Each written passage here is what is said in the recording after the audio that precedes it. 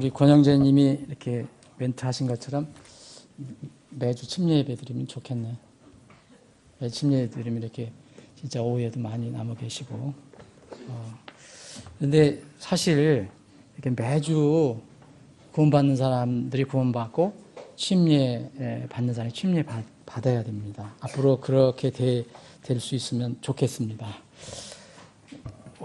조금 이렇게 더운데 좀 오늘 5월 18일이면 그렇게 원래 더울 때가 아닌데 오늘 아침에 에어컨 틀은 거 맞죠? 잠깐 틀었죠? 네. 그래서 참 일찍 에어컨을 틀은 것 같아요. 올해 더울 것 같은데. 하나 부탁이 있는데요. 오늘 아침에 제가 보니까 늦게 오시는 분들이 자리를 못 잡았어요. 오늘은 그 뒤가 꽉 차갖고 근데 앞에 비었어요. 앞에 세 줄은 비었었거든요. 그래서 우리 여러분 믿음이 있으시면 이렇게 주님께서 구원받은 혼들을 교회에 더해준다는 믿음을 가지고 계시면 앞에부터 좀 앉으셨으면 좋겠습니다.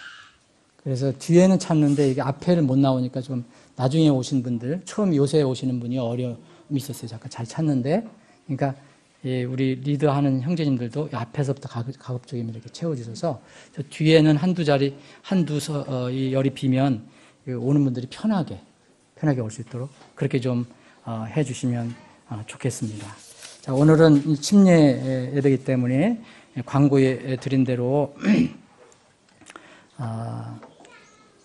그 오후에 기도 강해는 다음 주로 이어서 하고요. 오늘은 침례 예배를 드립니다.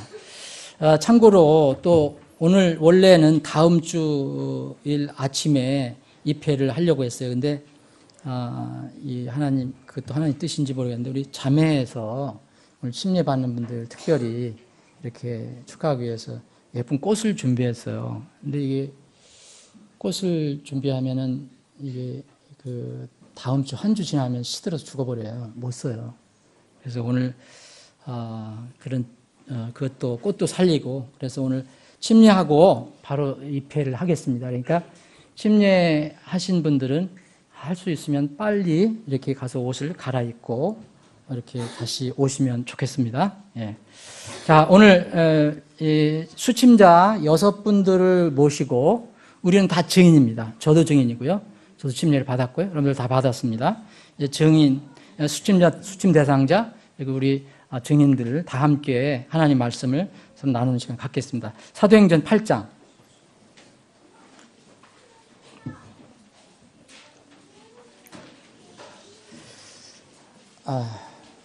저는 오늘 여러 가지 의미가 있는데요. 무슨 의미가 있느냐면 교회는 복음을 전하고 침례를 주고 여러 가지 또 주님께서 명령한 것을 가르쳐 지키게 하는 곳인데 우리가 이쪽으로 서울서 이곳으로 이전 옮겨온 후에 아직 침례를 드려본 적이 없습니다. 그래서 오늘 첫 침례 예배입니다.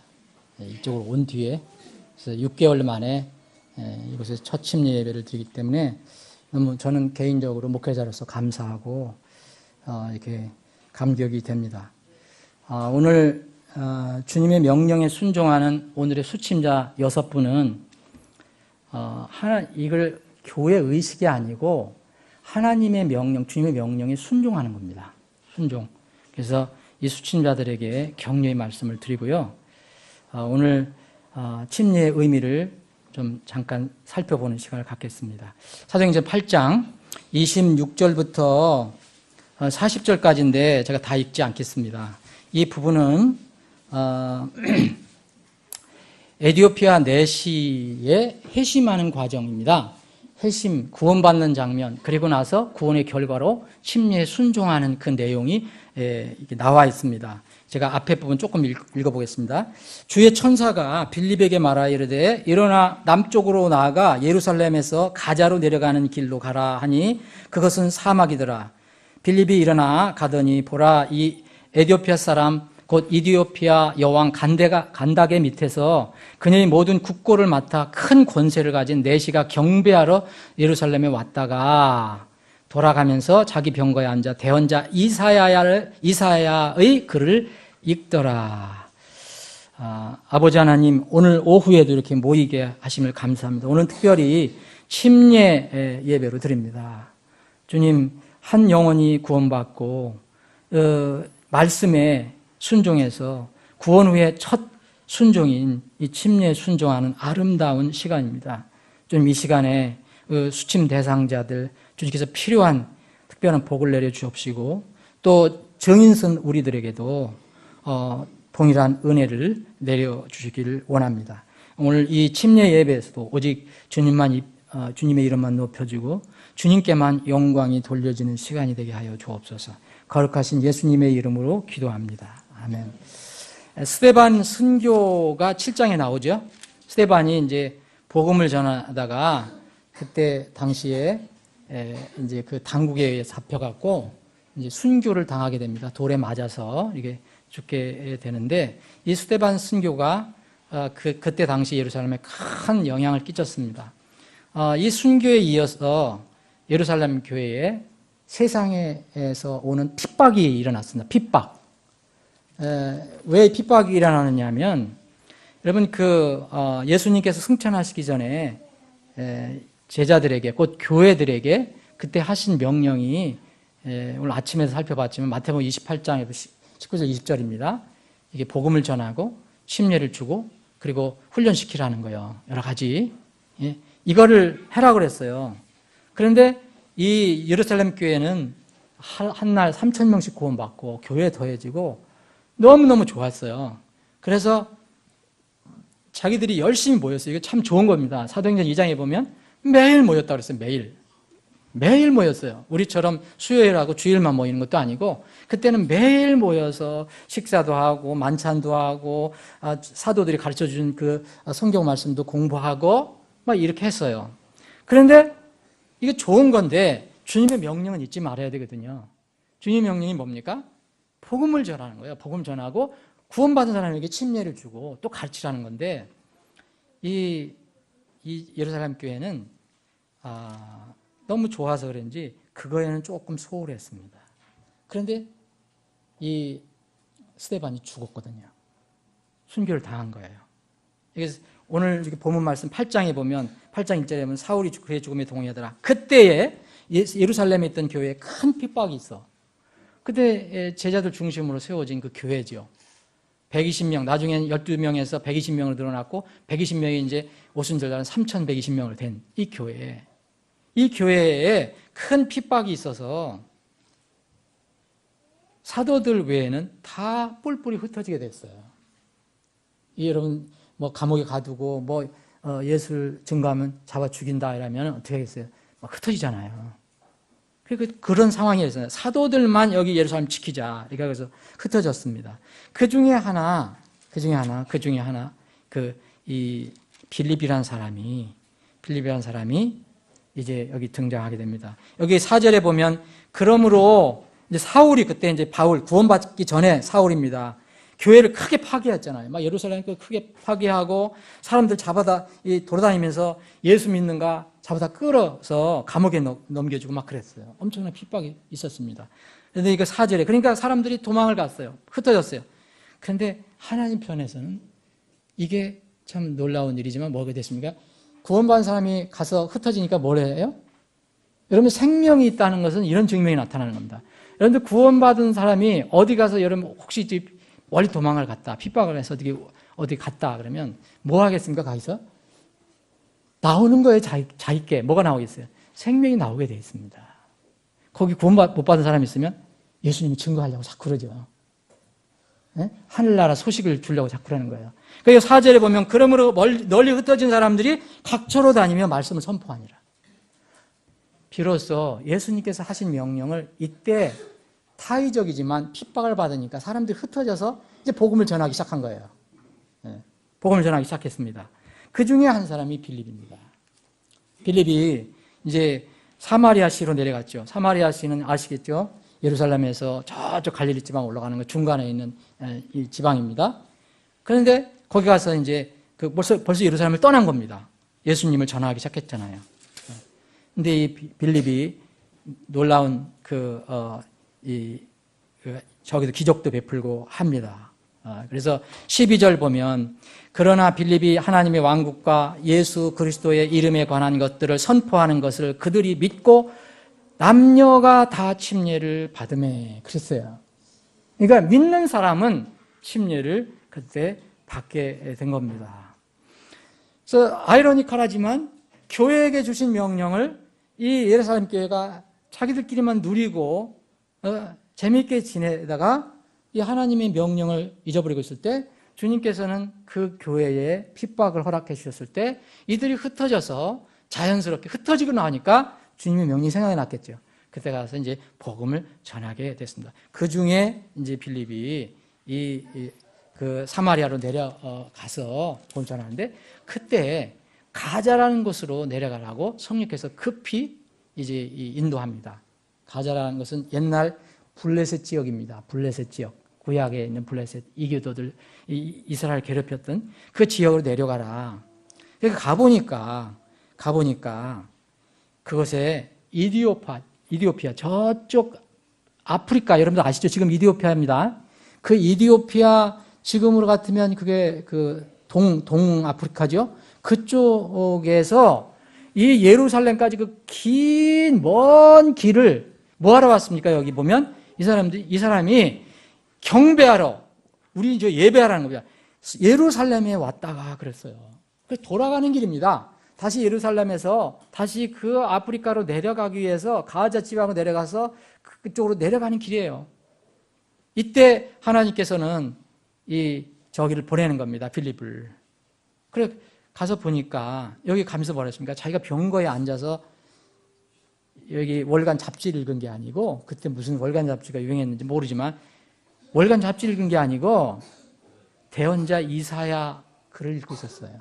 성경을 읽고 있었다는 거예요. 성경. 그런데 이 읽고 있는 이 빌립에게 성령께서 가서 성령께서 직접 지시합니다. 너 빨리 빌립, 너 가까이 가서 그 병거에 빨리 합류하라. 그래서 가보니까 4시에 이러고 막 달려갔어요. 이거 어떻게 갔는지 모르겠습니다. 성령께서 인도해 주셨겠죠. 네? 그가 이사야 대언자 글을 읽는 것을 이제 들었습니다. 막 읽고 갔겠죠. 그러니까 이제 빌립이 얘기합니다. 당신이 지금 읽는 거 무슨 이야기인지 깨닫느냐고 한번 물어봤습니다. 그랬더니 이 4시가 대답합니다. 읽긴 읽는데 잘 모르겠다는 거예요. 그러면서 뭐라 하냐면 누가 나를 지도해 주지 않는데 누가 나를 이렇게 가르쳐 주지 않는데 여기 지도해 주지 않는다 그랬어요. 어찌 내가 깨달을 수 있냐. 이제 읽긴 읽는다. 그런데 잘 모르겠다 이겁니다. 근데 그 내용이 뭐냐면 그 성경은 자세히 기록하고 있습니다. 여러분 이사야서 53장입니다. 여러분들이 가지고 있는 성경 53장 읽어보시면 됩니다. 그때 여러분들 지금부터 수천 년 전에 바로 가자 지방에서 그 내려가는 길에서 바로 이디오피아의 그때 당시에 재정부 장관이었다고 할 수 있는 이 간다게의 국고를 맡은 4시가 읽었던 내용이 바로 여러분들 성경 안에 있습니다. 이사야서 53장입니다. 그것을 읽는데 여러분들 정말 우리는 신약도 있고 뭐 앞에도 있고 그러니까 이해를 하지만 여러분 그것만 덩그러니 이사야서만 읽으면 참 사실 누가 도와주지 않으면 어려울 수도 있어요. 거기에 보면은 그 양이 도살장으로 끌려가서 죽는 거예요. 그런데 그 양이 도살장으로 끌려 죽는데 아무 소리 안 해요. 그냥 묵묵하게.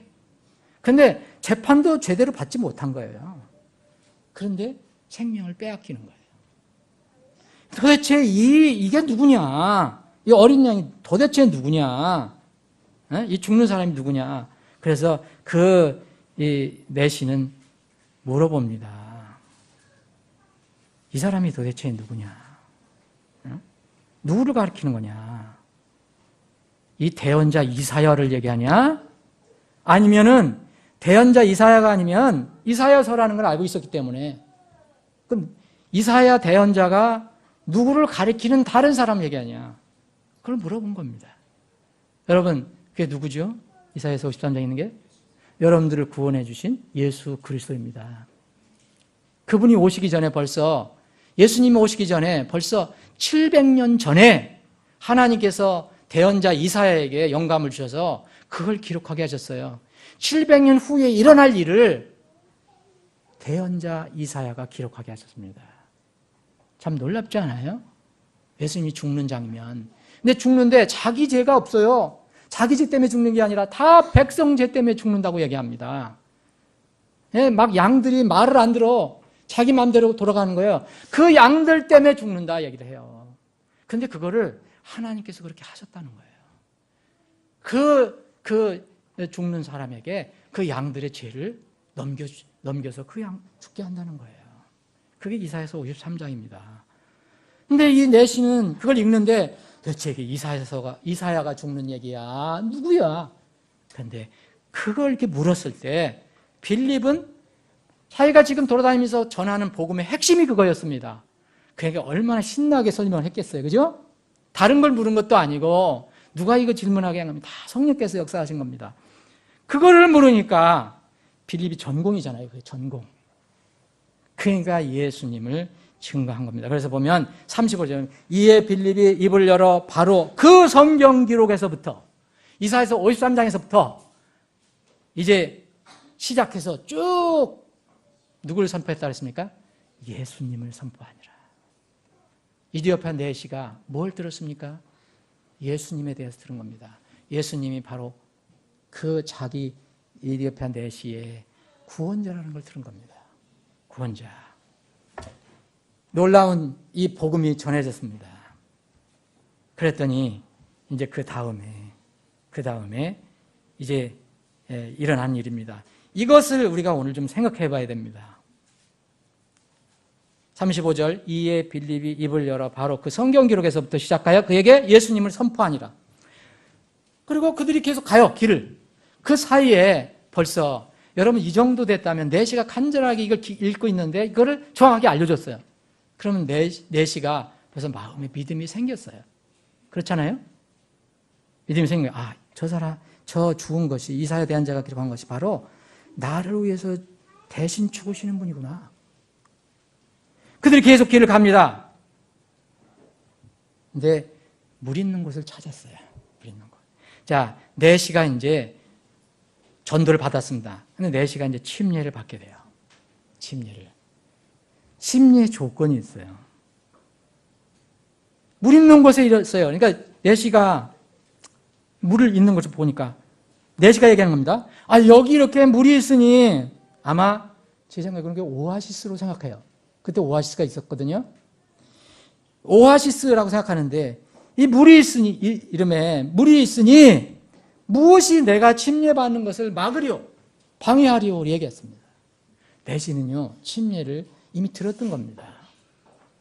구원받은 사람들이 하나님 명령에 따라서 침례를 받는다. 그래서 그렇게 이야기합니다. 그랬더니 37절에 보면 빌립이 이렇게 얘기합니다. 이게 침례의 조건입니다. 여러분 오늘 수침받는 6분의 침례의 조건은 이것밖에 없습니다. 여러분들이 아주 훌륭한 사람이라서 받는 게 아닙니다. 여러분들이 돈이 많아서 받는 게 아니에요. 예? 여러분들도 교회 생활 열심히 하고 교회 직분이 있어서 받는 게 아니에요. 하나밖에 없어요. 빌립이 이르되 만일 그대가 마음을 다하여, 오늘 아침에도 말씀드렸죠. 사람은 다른 사람의 마음을 몰라요. 주님은 여러분들의 마음을 아세요.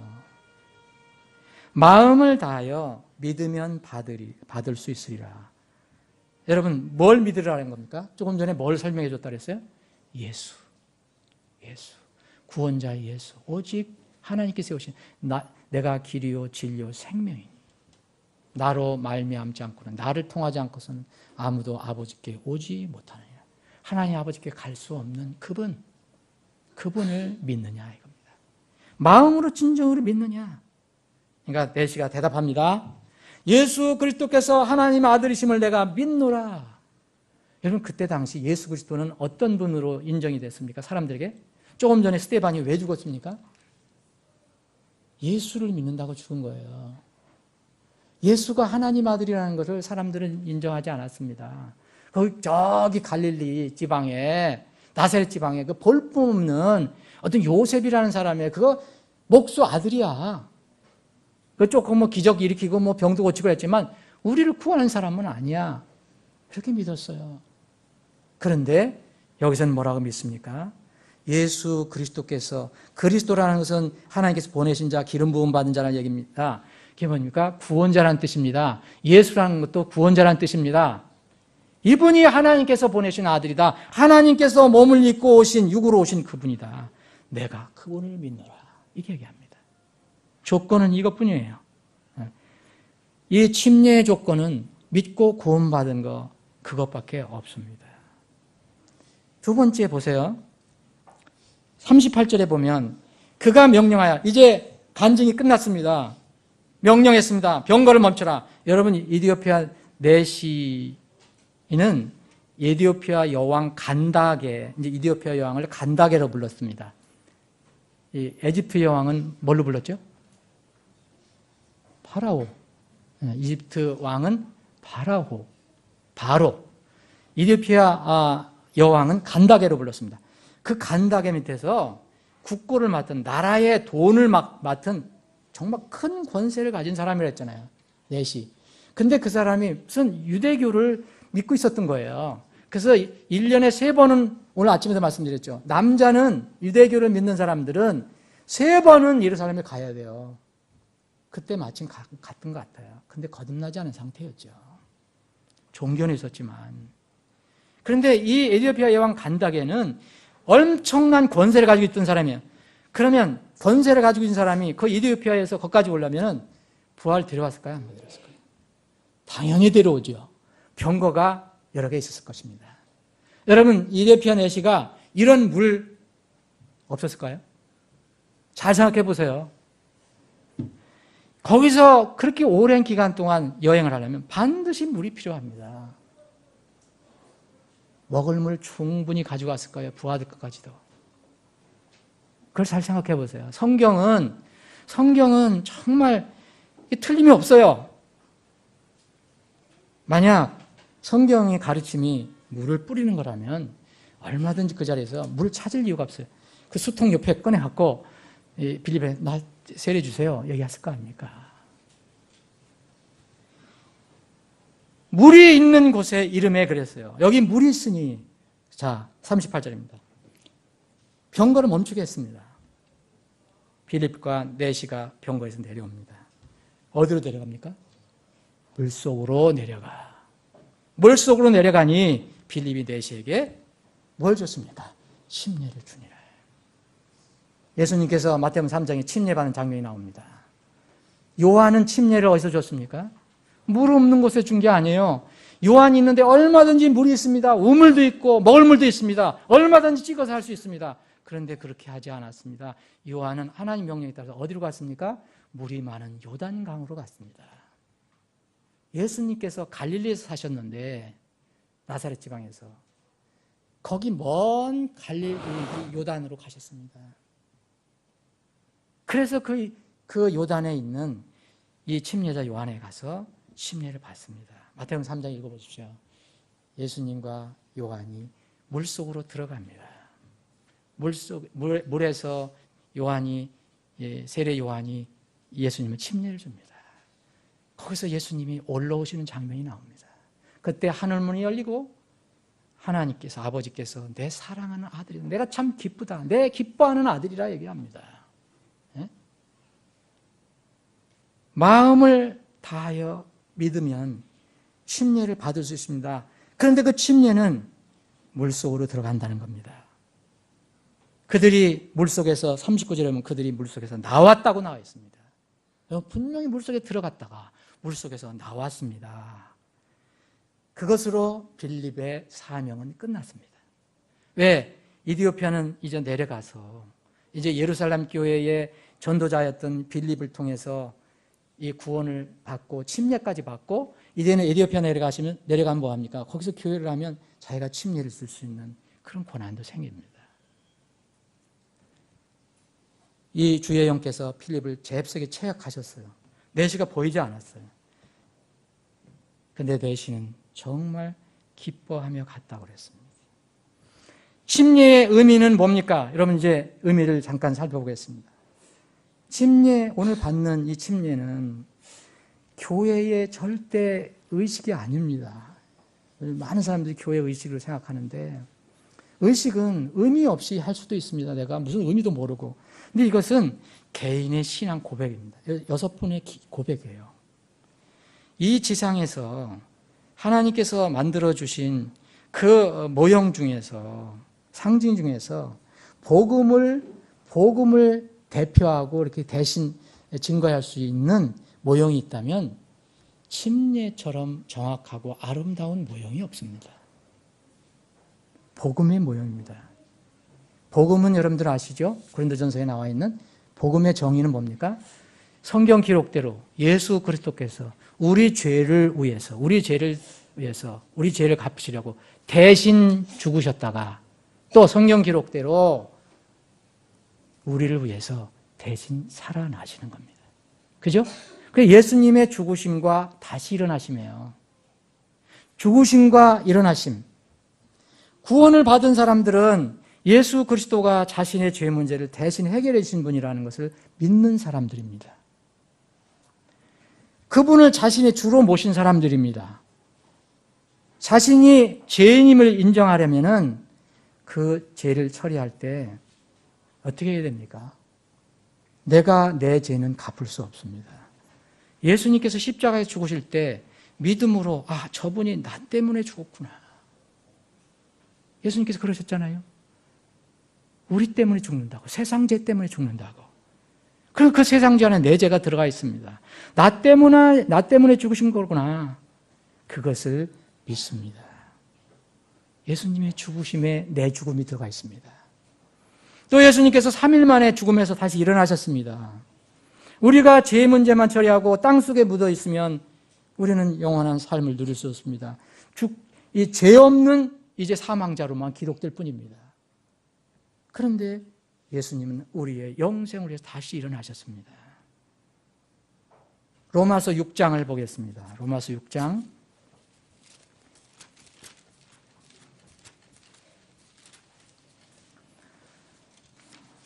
로마서 6장 제가 3절부터 읽겠습니다. 예수 그리스도 안으로 침례를 받은 우리가 다 그분의 죽음 안으로 침례를 받은 줄 너희가 알지 못하느냐? 오늘 이 침례 받는 분은 수침자들은 예수님이 나의 구주로, 개인의 구주로 영접했습니다. 그분이 죽으셨다는 것은 바로 내 죽음이라는 것을 인정하는 겁니다. 그러므로 우리가 죽음 안으로 침례를 받아 그분과 함께 묻혔나니, 예수님과 함께 우리가 묻혔다고 얘기합니다. 옛 육신이 다 죽었습니다. 여기 6분이 있는데 이분들 다 이름이 있습니다. 근데 그 이름은 사실 다 죽었습니다. 묻혔습니다. 그리고 나서 이것은 우리 그리스도께서 아버지의 영광을 힘입어 죽은 자들로부터 일으켜 세워진 것 같이 우리도 생명의 새로움 속에서 걷게 하리라. 만일 우리가 그분의 죽음과 같은 모양으로 함께 심겼으면 또 그분의 부활과 같은 모양으로 되리라.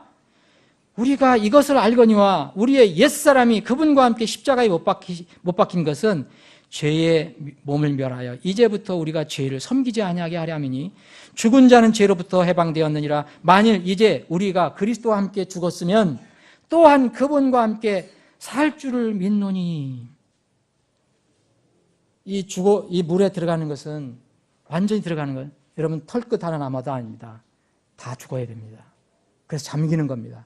옛 육신이 다 죽었다는 겁니다. 다시 일어납니다. 곧 일어납니다. 내가 그리스도가 부활하실 때 나도 살아났구나. 그 믿음으로 침례를 받는 것입니다. 이 침례는 너무너무 아름다운 우리 구원의 고백입니다. 우리가 복음을 전할 때 이 침례의 의미를 잘 알고 전하면은 복음을 정확하게 전할 수가 있습니다. 진정으로 마음으로 믿었다면 하나님께서는 그 믿음을 보시고 침례에 순종한 사람은 이미 죽었다. 그런데 그 죽은 사람이 다시 새로운 사람으로 살아났다라고 주님은 믿고 계십니다. 그렇게 인정하십니다. 골로새서 2장 제가 읽어드리겠습니다.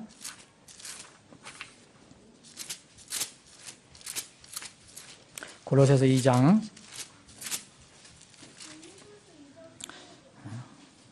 12절입니다.